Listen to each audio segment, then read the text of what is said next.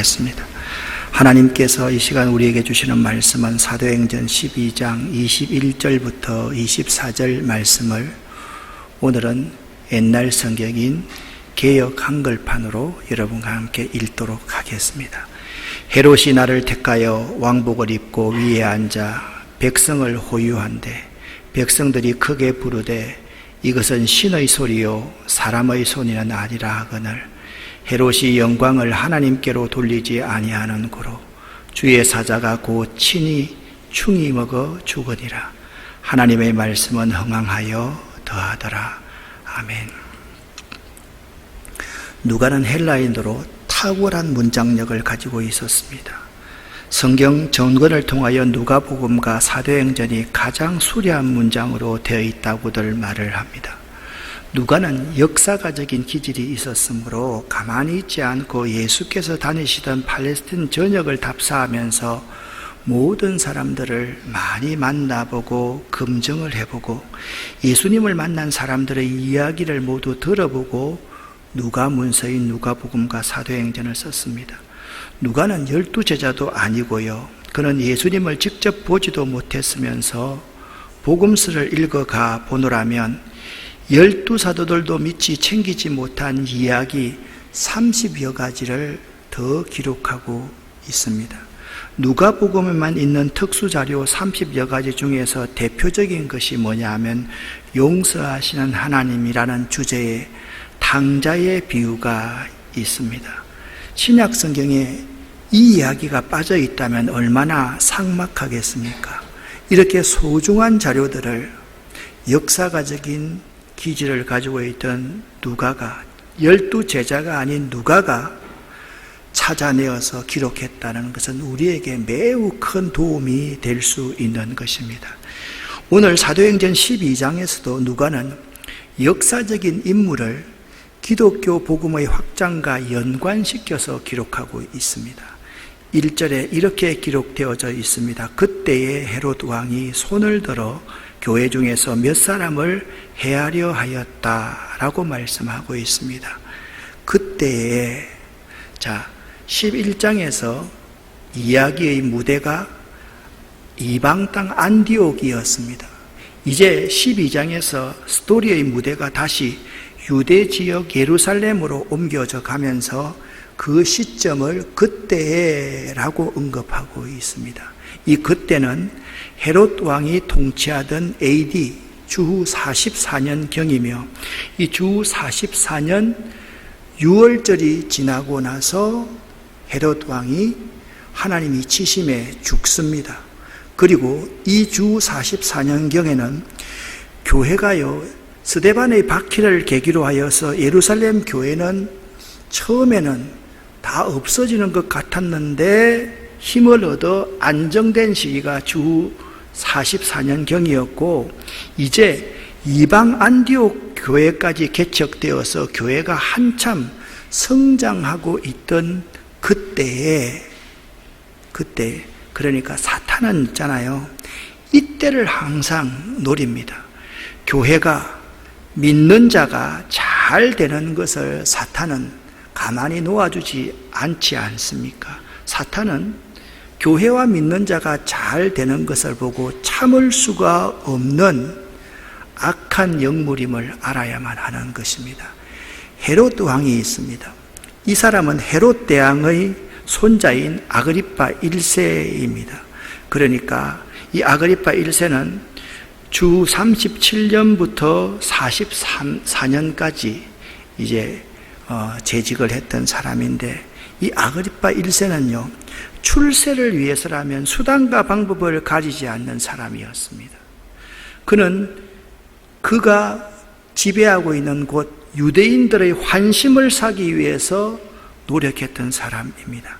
12장에서 역시 지배지의 사람들의 환심을 사기 위해서 기독교인들을 탄압하는 인물로 헤롯 왕이 묘사되어 있습니다. 이 헤롯 왕이요 손을 들어 교회 중 몇 사람을 해하려고 하였다라고 말을 하는데 이 말은 헤롯에 의하여서 기독교 교회가 박해가 시작되고 있음을 나타내는 누가의 문학적인 표현입니다. 박해에 대한 헤롯의 직접적인 개입을 누가가 손을 들어서 헤롯이 교회 중 몇 사람을 해하려 하였다라고 묘사하고 있기 때문입니다. 공동번역에서는 이 부분을 박해에 손을 뻗쳐라고 보다 구체적으로 번역하고 있습니다. 누가는요, 이렇게 디테일하게 역사적인 사건, 인물과 복음의 확장에 대해서 서로 연결시키고 있습니다. 그렇다면 그 박해가 어떻게 진행되었는지를 한번 살펴보기를 원합니다. 1절부터 3절까지를 제가 읽겠습니다. 그때 헤롯 왕이 손을 들어 교회 중에서 몇 사람을 해하려 하여 요한의 형제 야고보를 칼로 죽이고, 누가요? 헤롯 왕이. 유대인들이 요한의 형제 야고보를 죽였던 이 일을 기뻐하는 그 여론을 보고 베드로도 함께 죽이려고 했다. 이 기간이 무교절 기간이었다. 유월절 기간이었다라고 말씀하고 있습니다. 여기 교회 중에서 몇 사람을 해하려 하여, 이것은 헤롯은요, 의도를 가진 표적 핍박을 하려고 했다라는 것을 보여주고 있습니다. 그리고 유대인들이 이 일을 기뻐하는 것을 보고 헤롯은요, 여론의 동향에 의해서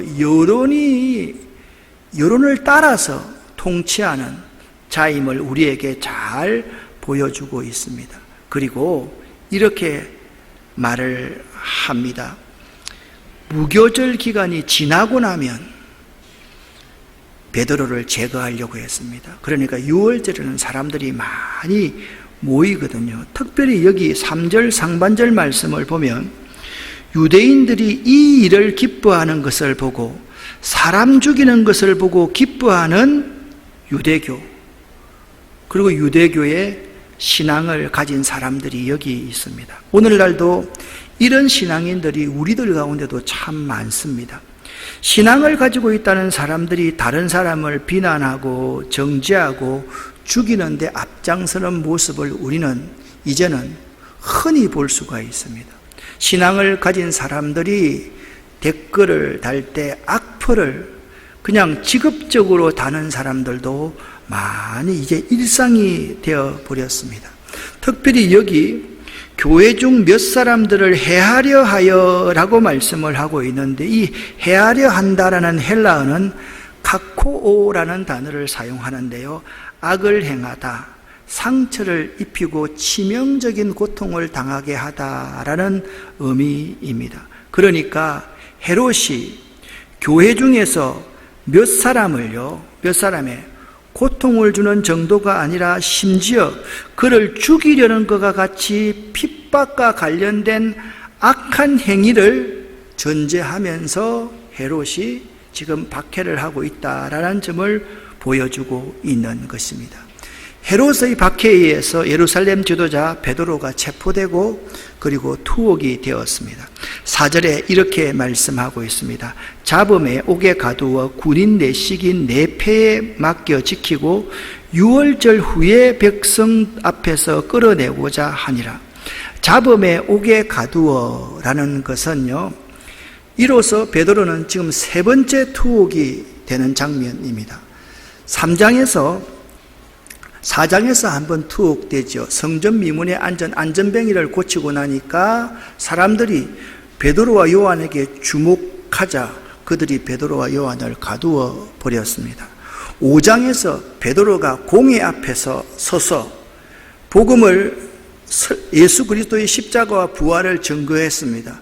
이 베드로를요, 그들 스스로가 체포해서 옥에 가두고 예수의 이름을 말하지 말아라, 그리고 뻘기를 쳐서 베드로를 석방했습니다. 지금이 세 번째인 것입니다.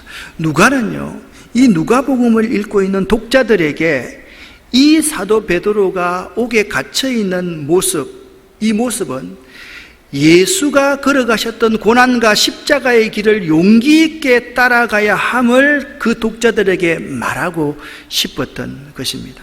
그리고 군인 내식인 내패에 맡겨서 지켰다. 이 말은 무슨 말인가 하면 세계 최강의 로마 군대가 베드로를 지켰습니다. 그러니까 인간적인 힘으로는 도무지 끄집어낼 수 없는 불가능한 상황을 군인 내식인 내 패에 맡겨서 베드로를 지켰다라고 말하고 있습니다. 그리고 사람들이 다 가고 없을 때, 유월절에는 모든 사람들이 다 모이거든요. 유월절 후에 백성 앞에 끌어내어서 베드로를 처단하려고 했음을 알 수가 있습니다. 자, 이에 베드로는 옥에 갇혀서 이제 꼼짝없이 죽을 수밖에 없었습니다. 하나님의 교회가 어떻게 했다라고 5절에 말씀하고 있습니까? 교회는 그를 위하여 간절히 하나님께 기도했다라고 말씀하고 있습니다. 여기 불가능함과 가능함이 공존되어 있습니다. 로마 군대가 베드로를 지키고 있습니다. 누구든지 베드로를 끄집어낼 수 있는 힘은 아무것도 없었습니다. 그런데 가능한 것이 한 가지 있었습니다. 교회는 베드로를 위하여 간절히 하나님께 기도하더라라고 말씀하고 있습니다. 지난 시간 11장에서 좋은 교회란 복음적이고 성경적인 교회다라고 말씀을 드렸습니다. 오늘 12장에서는 좋은 교회는 문제가 있을 때 합심해서 기도하는 교회가 좋은 교회다라고 말씀하고 있습니다. 예루살렘 교회는요, 목숨을 살리기 위한 간절한 기도가 있는 교회였습니다. 오늘날 우리도 마찬가지입니다. 예루살렘 교회처럼 생명을 살리기 위한, 회복하기 위한 간절한 기도가 절실한 시점이 바로 지금 이 시점이다 라는 확신을 갖게 됩니다. 드디어 하나님께서 불가능한 구원, 하나님의 개입하심이 6절부터 19절에 나옵니다. 이것은 교회가 그를 위해서 간절히 기도하는 것에 대한 하나님의 응답이었습니다.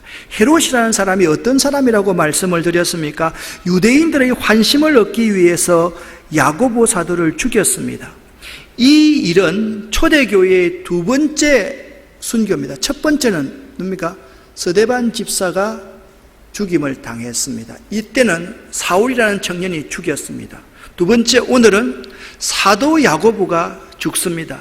여기는 헤롯이라는 왕이 사도 야고보를 죽였습니다. 여기서 여론이 좋아진 것을 안 헤롯은 베드로까지 죽이려고 잡아서 투옥해서 베드로마저 죽이려고 했어. 언제? 유월절이 지나서 사람들이 없는 틈을 타서 베드로까지 죽이려고 했던 것입니다.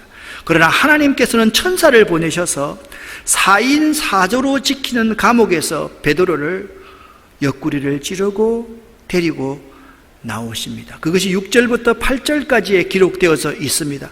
풀려난 베드로는 꿈인지 생시인지를 몰랐습니다. 그래서 베드로는 이렇게 말을 합니다. 이에 베드로가 정신이 들어 말하되 내가 이제야 참으로 주께서 그의 천사를 보내어 나를 헤롯의 손과 유대 백성의 모든 기대에서 벗어나게 하신 줄을 알겠노라 하며 깨달았다라고 말씀하고 있습니다. 그래서 그가 갈 곳이 어디 있겠습니까? 아무것도 없었습니다. 마가라 하는 요한의 어머니 마가 요한의 집에 지금 다락방에서 기도하고 여럿이 모이는 그 기도하는 장소에 베드로가 갔던 것입니다. 여러분 가만히 한번 보십시오. 형제들이 모여서 기도하는 집밖에 갈 데가 없었습니다. 이것이 정상 아니겠습니까? 베드로가 이제 가서 대문을 두드립니다.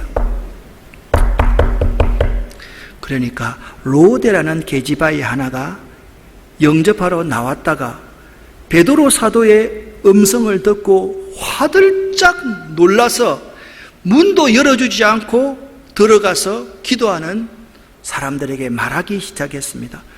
보세요, 보세요. 베드로 사도가 대문 밖에 지금 와 있습니다.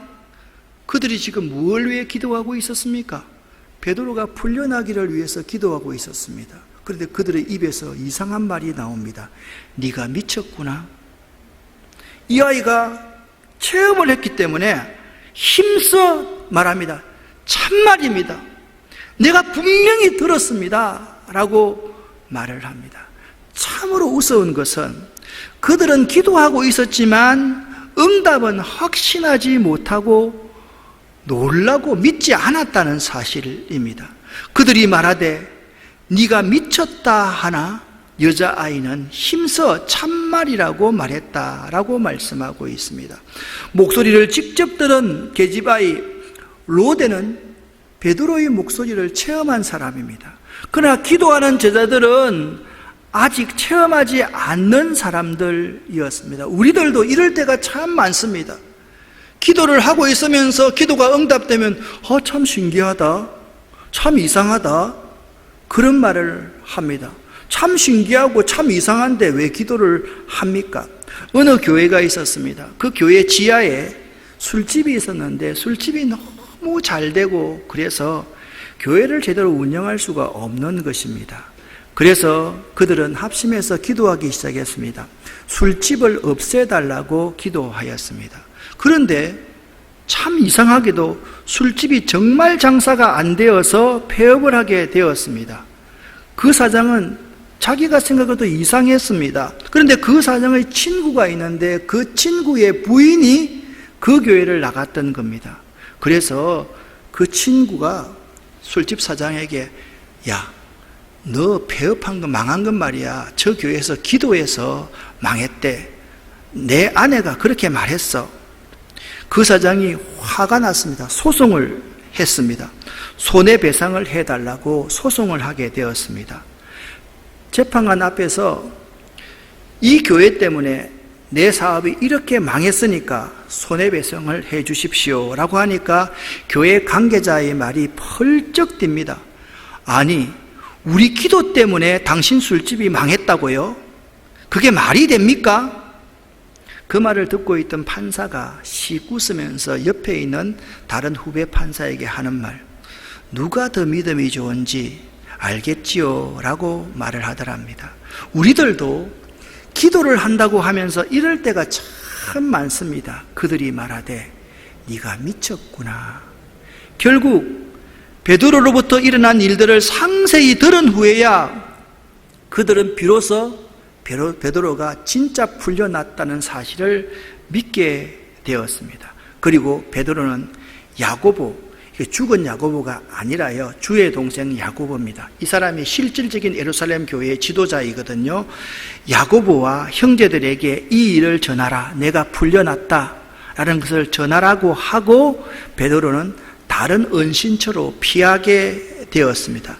이것은요, 지금까지 누가의 증언에 의하면 베드로가 겁이 나서 숨었다기보다는 하나님께서 생명을 보존하시려고 자기를 풀어주신 줄 알고 숨은 것임을 볼 수가 있는 것입니다. 다시 한번 도전을 합니다. 목소리를 직접 들은 로데, 체험한 사람입니다. 그리고 문제를 위해서 기도하고 있는 제자들입니다. 여러분은 로데와 같은 사람입니까? 아니면 기도하면서도 네가 미쳤구나 라고 생각하면서 기도의 응답을 확신하지 못하는 사람입니까? 여러분, 말씀드렸지 않습니까? 여기서 5장에서 하나님께서 베드로를 감옥에서 풀어주며 이렇게 말씀하셨습니다. 가서 성전에 서서 생명의 말씀을 전하라고 했을 때와 지금의 상황은 전혀 다릅니다. 가서 성전에 서서 생명의 말씀을 전하라고 했을 때는 베드로가 잘못하면 곤장 정도를 맞고 풀려날 수 있는 상황이었지만 지금은 6월절이 지나면 베드로도 죽을 수밖에 없는 상황이었던 것입니다. 사랑하는 여러분, 믿음은요, 만용을 부리는 것이 아니며 믿음은 언제나 지혜와 함께 해야만 하는 것입니다. 많은 근본주의적인 신앙을 가지고 있는 사람은 5장에서 가서 성전에 서서 생명의 말씀을 전하라라고 하면 오늘 12장에도 똑같이 성전에 서서 생명의 말씀을 전해야지 왜 베드로가 숨느냐라고 의문을 제시하는 사람들이 있는데, 그런 일반적인 신앙을 일반화시키는 것 때문에 교회가 욕을 먹게 되는 것이죠. 믿음은요, 언제나 지혜와 함께 해야만 합니다. 하나님께서 시키시는 대로 하나님께서 가서 전하라 하면 아멘 하고 전하고, 하나님께서 피하고 숨고 지금은 곁에 가 있으라 그러면 하나님의 말씀을 잘 듣는 귀가 있는 것이 지혜임을 알아야만 합니다. 사랑하는 여러분, 야고보가 목베임을 당하고 베드로가 투옥 당한 장면을 나에게 어떻게 적용할 수가 있을까요? 제가 몇 가지의 질문을 여러분에게 드리겠습니다. 여러분은 믿음의 사람이라고 하면서 야고보처럼 죽을 수가 있겠습니까? 여러분은 한 번이라도 야고보처럼 주를 위해서 죽겠다는 마음을 먹어본 적이 있습니까? 아니면 여러분과 저는 그저 편리하게 신앙생활 하려고 하고 자식, 돈, 건강, 성공을 생각하면서 신앙생활이 아니라 종교생활을 하고 있는 사람은 아닌지를 한번 생각해 보시기를 바랍니다.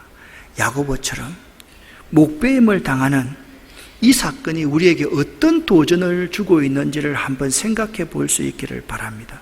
또한 베드로처럼 예수 때문에, 교회 때문에, 믿음 때문에 한 번이라도 고난과 핍박을 받아본 적이 있습니까? 베드로는요, 3번씩이나 감옥에 갇혔습니다. 그리고 그는 마지막에 예수님은 십자가에 바로 매달려 죽었지만 나 같은 자는 바로 매달려 죽을 자격도 없다라고 하면서 거꾸로 매달려서 순교했던 사람입니다. 사랑하는 여러분, 예수 믿는다는 것은요, 야고보처럼 베드로처럼 살아가는 것입니다. 우리가 예수를 믿는다고 하면서 그저 편리하게 신앙생활만 하려고 하고 자식, 돈, 건강, 성공밖에 생각하지 않고 종교생활을 하고 있는 것이라면 그것은 예수를 잘 믿는 것이라고 할 수가 없다라는 것입니다. 또 한 가지 우리가 생각해 볼 것이 있습니다. 헤롯의 교회 핍박과 하나님의 개입이라는 이 주제입니다. 여러분은 인생의 어려움을 당할 때 하나님이 개입하시는 적을 경험해 보신 적이 있습니까? 이런 경험을 해본 사람과 해보지 않는 사람은 전혀 다릅니다. 이런 경험을 해본 사람이라고 해도 과거에 지금 현재 안이함에 빠져서 그런 경험을 잊어버리고 있다면 그것은 은혜를 저버리고 살아가는 신앙인, 첫사랑을 잃어버리고 살아가는 신앙이라고 말할 수가 있는 것입니다. 지금 우리들에게 필요한 것은 하나님의 개입하십니다. 내 삶에, 내 사업에, 나의 모든 인간관계에 하나님의 개입하심을 경험할 수 있는 여러분 되시기를 예수 이름으로 간절히 축원합니다. 사랑하는 여러분, 우리 삶의 모든 영역에서 하나님의 개입하심을 느끼면서 살아야지 그 사람을 그리스도인이다 라고 말할 수가 있는 것입니다. 세상이 감당할 수 없는 그리스도인, 이 사람은 삶의 모든 위기의 순간순간마다, 매 순간마다 하나님의 개입하심을 느끼고 체험하고 그리고 고백하며 증거하며 살아야만 하는 것입니다. 하나님의 개입을 필요치 않는 사람은 자연인 아니겠습니까? 하나님의 개입을 원하지 않는 사람은 하나님의 개입을 위해서 간절히 기도할 수 있어야만 합니다. 믿음을 갖고서 말입니다. 16절 말씀을 다시 한번 읽어보겠습니다. 함께 읽습니다. 그동안에 베드로가 줄곧 문을 두드리니 사람들이 문을 열어서 베드로를 보고 깜짝 놀랐다. 아멘. 여기 그동안에가 무엇입니까? 로데라는 계집아이가 나와가지고 문도 열어주지 않고 사람들에게 들어가가지고 베드로가 살아 돌아왔다라고 말했을 때 네가 미쳤구나 하는 바로 그 순간입니다. 그 순간이 지나서 사람들이 문을 열고서 베드로를 보고 깜짝 놀랐다라고 말씀하고 있는 것입니다. 기도하던 사람들은요, 기도하면서 못 믿고 의심하고 불신하고 있을 때 베드로는 줄곧 문을 이렇게 계속해서 두드리고 있는 것입니다. 여러분과 제가 못 믿고 의심하고 불신하고 있을 때 우리 주님은 계속해서 우리의 마음의 문을 두드리고 계신다는 사실을 알아야만 합니다. 요한계시록 3장 20절 말씀에 보면 이런 말씀이 있지 않습니까? 볼지어다 내가 문 밖에 서서 두드리노니 누구든지 내 음성을 듣고 문을 열면 내가 그에게로 들어가 그와 더불어 먹고 그는 나와 더불어 먹으리라. 아멘. 사랑하는 여러분, 이 성화를 자주 보았지 않습니까? 이 성화의 특징이 무엇이라고 말씀을 드렸습니까? 이 성화는요, 이렇게 보면 문고리가 없는 것입니다. 이 문고리가 안에 있습니다. 사람의 마음을 상징하는 것입니다.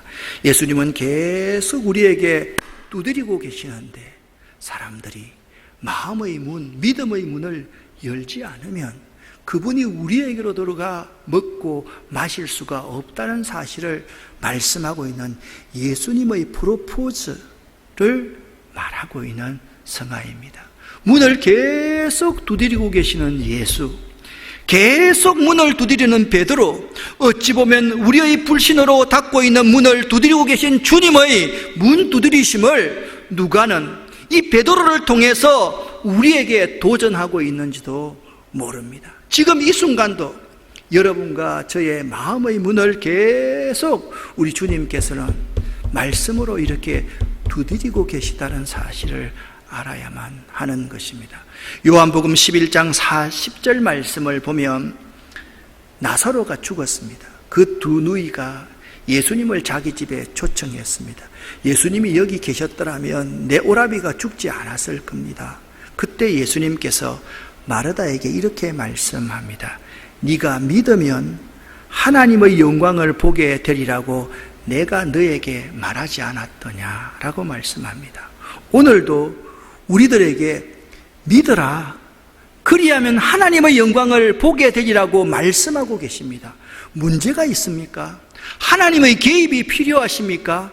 믿고 간절히 하나님 앞에 기도하는 믿음의 사람이 되시기를 바랍니다. 자, 그렇다고 한다면 1절부터 마지막 절까지 가만히 보면요, 헤롯이 모든 것을 다 주관하고 있습니다. 헤롯이 주의 동생 야고보도 죽이고요, 헤롯이 베드로도 죽이려고 계획해서 옥에 가두었습니다. 헤롯은요, 말씀드렸듯이 유대인들의 환심을 얻기 위하여서 야고보 사도를 죽였습니다. 여론이 좋아짐을 안 헤롯은 베드로도 죽이려고 잡아 투옥해서 베드로마저 죽이려고 했습니다. 그러나 하나님께서는 천사를 보내셔서 4인 4조로 지키고 있는 감옥에서 베드로를 데리고 나오십니다. 풀려난 베드로는 꿈인가 생시인가 해서 놀랐습니다. 헤롯은요, 베드로를 지키던 병사 4명 곱하기 4조 이 16명을 다 죽여버렸습니다. 그리고 그가 가이사라로 떠났습니다. 이 당시에 헤롯의 상황을 한번 살펴볼 수 있어야만 합니다. 헤롯이 지금 여기 예루살렘에서 통치하고 있었습니다. 이때 두로와 시로는 여기 보면 여러분 지중해 근처 아닙니까? 이게 무역이 활발한 지역이었습니다. 그런데 여기에 없는 것이 양식이 없었습니다. 여기는 양식이 있었고 여기는 화려한 물건들이 있었습니다. 서로 두로와 시돈과 예루살렘이 헤롯과 무역 전쟁을 벌이고 있었습니다. 두로와 시돈 사람들이 정말 받아야 될 게 뭐냐 하면 양식이었습니다. 그런데 헤롯이 이 양식을 수출하는 것을 금지시켜버린 것이죠. 그 상황이 20절과 21절에 이렇게 나와 있습니다. 함께 읽어보겠습니다. 헤롯이 두로와 시돈 사람들을 대단히 노여워하니 그들의 지방이 왕국에서 나는 양식을 먹는 까닭에 한 마음으로 그에게 나와 왕의 침소 맡은 신하 블라소들을 설득하여 화목하기를 청한지라. 헤롯이 나를 택하여 왕복을 입고 단상에 앉아 백성들에게 연설하기 시작했습니다. 27절 말씀을 보니까 지금 헤롯 앞에 앉아있는 사람은 어떤 사람입니까? 양식을 얻기 위해서 헤롯에게 이렇게 자꾸 잘 보여야 될, 환심을 얻어야 될 사람이었습니다. 헤롯의 연설을 듣고 있던 백성들이 크게 부르짖기 시작합니다. 이것은 신의 소리요, 사람의 소리가 아니라 라고 그렇게 말을 할 때 헤롯이 영광을 하나님께로 돌리지 아니하는 고로 주의 사자가 헤롯을 고치니 충이 먹어 죽으니라, 그렇게 말씀하고 있습니다. 헤롯이 연설할 때 그의 환심을 사려는 자들이 아부하기를 이는 사람의 소리가 아니라 신의 소리라고 헤롯을 한껏 치켜 세웠던 것이죠. 이렇게 헤롯은요, 교만하여 하나님의 영광을 가로채어 충이 먹어서 요세푸스의 기록에 의하면 닷새 후에 죽게 됩니다. 그리고 헤롯은요, 사람의 환심을 사려고 교회를 핍박했더랬습니다. 그리고 두로와 시돈 사람들을 중심으로 지금 헤롯의 환심을 사기 위해서 그를 치켜 세웠는데 그것이 마치 자기가 잘하고 있는 양 착각해서 그가 죽게 되었던 것을 볼 수가 있습니다. 사람의 환심을 사려고 했던 그런 사람은요, 그것 때문에 죽게 된다는 사실을 우리에게 말씀해 주고 있습니다. 사랑하는 여러분, 박해자 헤롯 때문에 하나님의 사역이 중단되었습니까? 박해자 헤롯 때문에 하나님의 교회가 멸절되었습니까? 그렇지 않지 않습니까? 오늘 사도행전 11장 24절은 이렇게 말씀하고 있습니다. 24절을 함께 읽어보겠습니다. 하나님의 말씀은 흥황하여 더하더라. 아멘. 여러분, 이 24절만 읽으면 안 됩니다. 23절 하반절에 뭐라고 말씀하고 있습니까? 하나님이 치시니 헤롯이 충이 먹어 죽으니라 라고 끝맺고 있고, 하나님의 말씀은 흥황하여 더하더라 라고 말씀하고 있습니다. 그러니까 헤롯의 비참한 최후와 대조를 이루고 있는 본문이 12장 24절입니다. 기독교의 확장은 거역할 수 없는 하나님의 뜻임을 강하게 시사해주고 있는 내용이, 하나님의 말씀은 흥황하여 더하더라 라는 말씀입니다. 이와 같은 형식의 문장을요, 누가는 계속해서 말씀하고 있습니다. 누가복음 사도행전 6장 7절 말씀에 하나님의 말씀이 점점 왕성하여 예루살렘에 있는 제자의 수가 더 심히 많아지고 허다한 제사장의 무리도 이도에 복종하더라 라고 말씀하고 있고, 사도행전 19장 20절 말씀에서도 이와 같이 주의 말씀이 힘이 있어 흥황하여 세력을 얻으니라 라고 말씀하고 있습니다. 역사를 보면요, 그 어떤 힘 있는 세력도 하나님의 말씀의 능력을 이길 수가 없었습니다. 히브리서 4장 12절 말씀을 보면 하나님의 말씀은 살아있고 힘이 있다라고 말씀하고 있습니다. 하나님의 말씀은 힘이 있고 능력이 있습니다. 또한 성도들의 합심 기도는 하나님의 마음을 움직이는 비결입니다.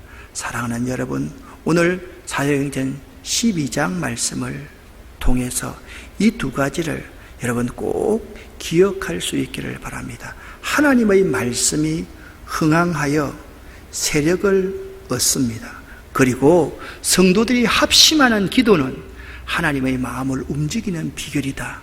꼭 기억하시기를 예수 이름으로 간절히 축원합니다. 기도하겠습니다. 살아계신 하나님 아버지, 하나님 말씀을 듣습니다. 아멘으로 저희들이 받기를 원합니다.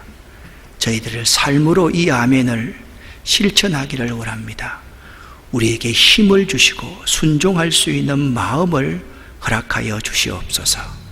예수 그리스도 이름으로 축복하옵고 간절히 기도 올립니다. 아멘.